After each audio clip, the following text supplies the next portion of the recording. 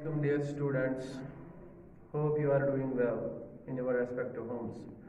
मैं Abid sir GN memorial public school वाइडू से आप ये जो लेक्चर है this will be for 7th class, जिसमें हम डिस्कस करेंगे रेस्पिरेशन इन लिविंग ऑर्गेनिज्म। ठीक है बेटा, इसमें आपकी जो 7th और 8th लेक्चर है, अगर स्कूल ऐसे ही बंद रहे तो वो भी हम अपलोड करेंगे। पहले हम देखते हैं रेस्पिरेशन इन लिविंग ऑर्गेनिज्म, इसके बारे में हम पढ़ेंगे।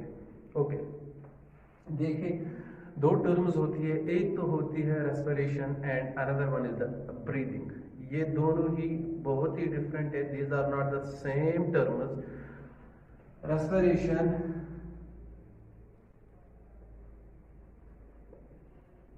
एंड दूसरी होती है ब्रीदिंग। ठीक है, कुछ स्टूडेंट्स को ये लगता है कि ये ब्रीदिंग और रेस्पिरेशन एक ही टर्म होती है, यानी कि they always use them synonymously, लेकिन ये सेम नहीं होती है। रेस्पिरेशन पहले हम देखते हैं ब्रीदिंग क्या होती है। ब्रीदिंग का मतलब होता है inhalation and exhalation of different gases. जो गैसेस हमारी बॉडी से इनहेल करते हैं हम ऑक्सीजन और एक्सहेल करते हैं हम कार्बन डाइऑक्साइड, इस चीज को हम ब्रीदिंग कहते हैं। ब्रीदिंग का मतलब inhalation of oxygen and exhalation of carbon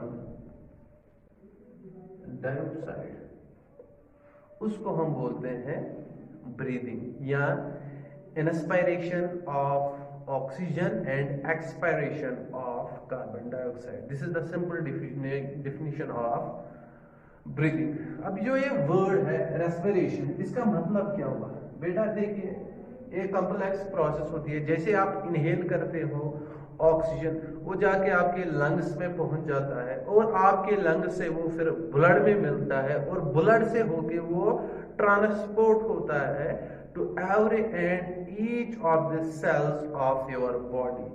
ये ऑक्सीजन जो हमने ब्रीदिंग के जरिए इनहेल किया, वो जाके पहुंचता है आपके लंग्स में।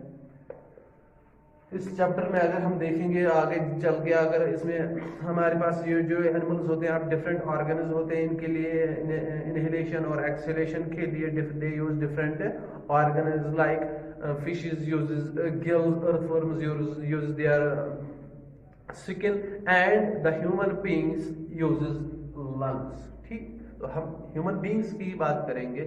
जब ये इनहेल करते हैं ऑक्सीजन, वो ऑक्सीजन जाके इनके लंग्स में पहुंच जाता है और लंग्स से होके वो ब्लड में मिल जाता है। एंड फ्रॉम ब्लड, ये जो ब्लड होता है, यही ब्लड इस ऑक्सीजन को ट्रांसपोर्ट करता है to all cells of the body.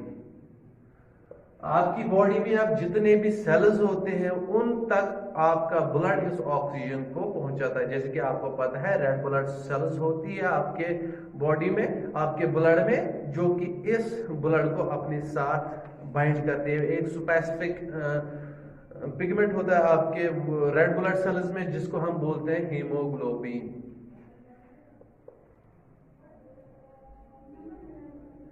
जिसको हम HB से शॉर्ट टर्म से भी, ठीक, ये हीमोग्लोबिन होता है, उसी के साथ आपका ऑक्सीजन मिलता है और वो आपके बॉडी सेल्स तक उसको ट्रांसपोर्ट करता है। ठीक, जैसे कि आपने देखा होगा न्यूट्रिशन। न्यूट्रिशन का मतलब क्या होता है? न्यूट्रिशन यानी कि the process of obtaining food, the process of obtaining food. जैसे आप फूड ऑब्टेन करते हो, वो फूड भी इसी तरह डाइजेस्ट होके आपके ब्लड से मिलके, यानी कि जब वो डाइजेस्ट होता है, ब्रेक डाउन होता है इनटू स्मॉलर पार्ट्स, जिसको मेनली अगर हम कार्बोहाइड्रेट्स की बात करेंगे, वो इनटू ग्लूकोज होगा, ग्लूकोज, और वो ग्लूकोज भी आपके ब्लड से ही मिलके आपके every cell of your body वहां तक पहुंच जाता है। फॉर एग्जाम्पल, यहाँ पे ये एक सेल है, हम एग्जाम्पल के तौर पे लेते हैं, एक सेल है, यहाँ पे फूड प्रेजेंट है, this are food present inside the cell. फिर क्या होता है, ये जो ये ब्लड आता है ये भी तमाम सेल्स तक पहुंच जाता है, और यहां से ये ऑक्सीजन जो इस ब्लड में होता है वो डिफ्यूज होता है, यानी कि diffusion.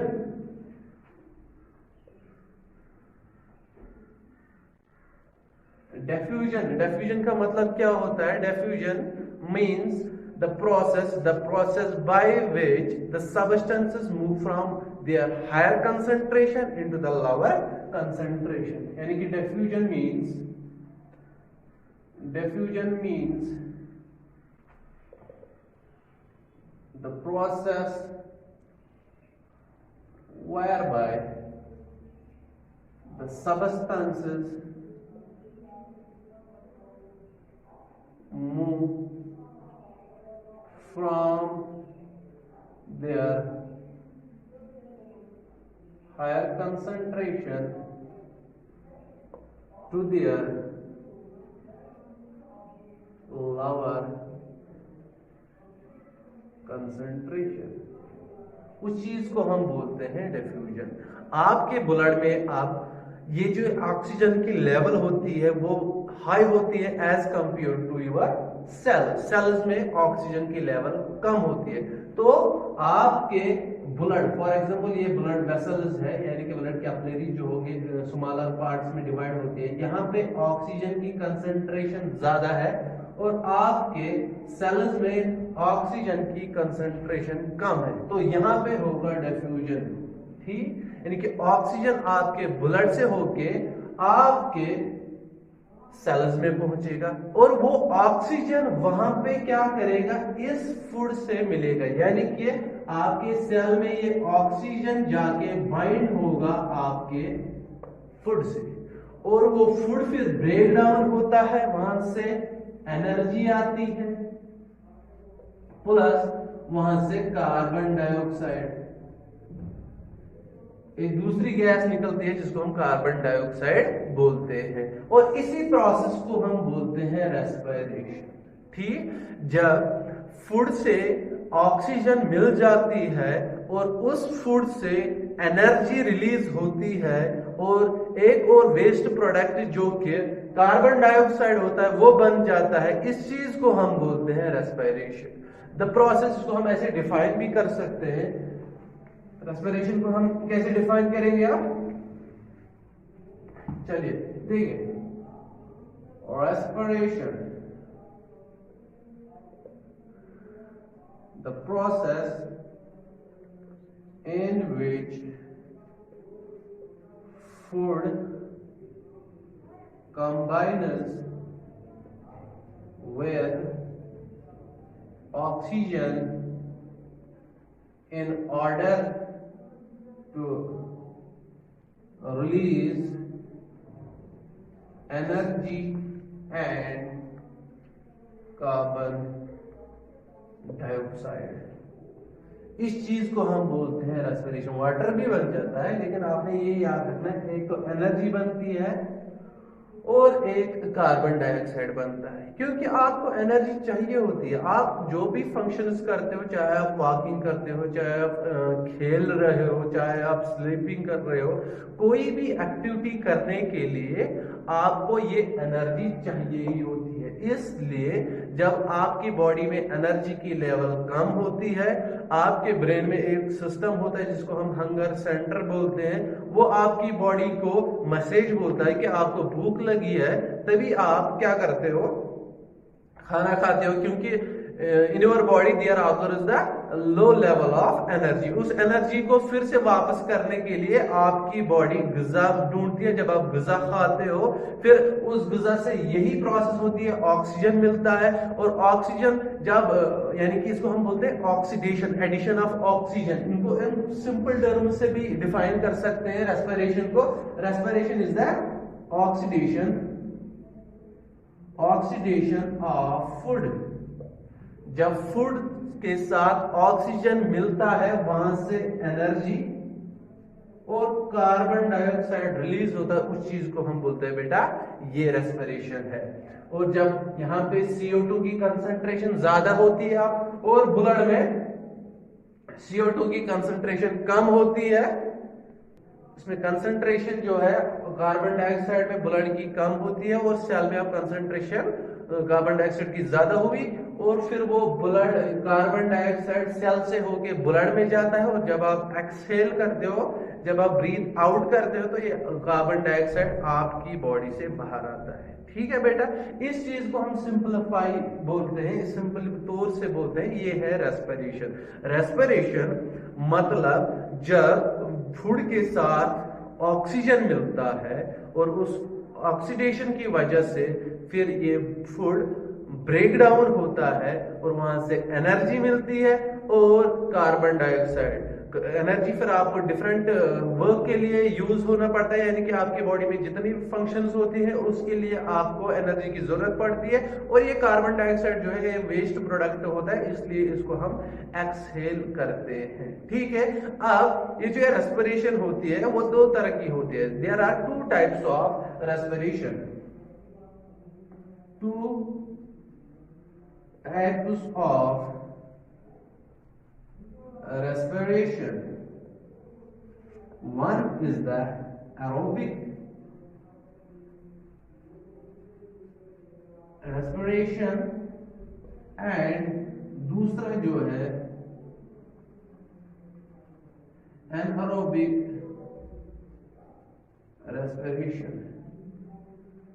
There are two types of respiration. One is the aerobic respiration and another one is the anaerobic respiration. ठीक है, respiration क्या होगी?